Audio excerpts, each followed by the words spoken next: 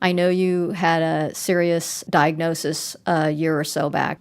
Yeah, no, it was actually 2 years ago now. And, I had some pain in my neck. Saw the doctor after the biopsy because there was a growth. And then after the biopsy in my lower mouth area, they said it was cancerous. I cried once. And that's when he told me about it went to the lymph nodes and all that. So that's when he was like, well, I mean, this will qualify you for not only radiation, but that's why you have to do chemo too. I mean, you have to really make a decision. I turned this into, I will get the best of this. So I will be in the best shape of my life.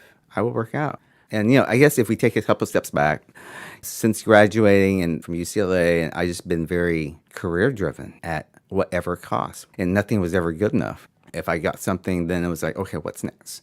And then, it was just one after the other, after the other. And that was also the perspective I took personally, too, in my personal life. But with that said, it was a moment in which I finally had to say, time out.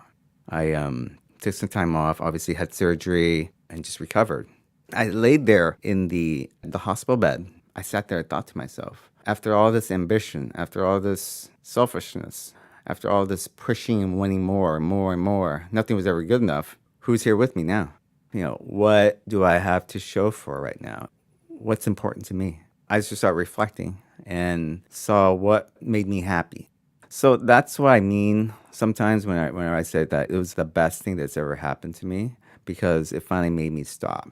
So, as part of your treatment, you had to have a good portion of your tongue removed. Yes. And then you had to relearn how to talk again.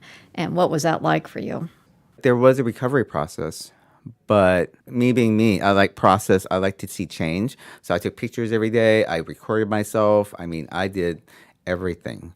I mean, my job per doctor's orders was myself to think about me. And then the best part of my recovery process was that I worked there. So I know how kick-ass the team was. I finally became a patient, doing my healthcare degree, working in healthcare for all these years.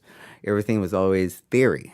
And I finally appreciated the whole process when I actually was a patient finally. That's when it was like, it's a beautiful thing. There wasn't a spot in my mind in which, is this the right thing that they're doing? Are they, doing too much? I just let go finally for once in my life and not worried. I finally let go. I'm happy, And I've never, ever had that until now.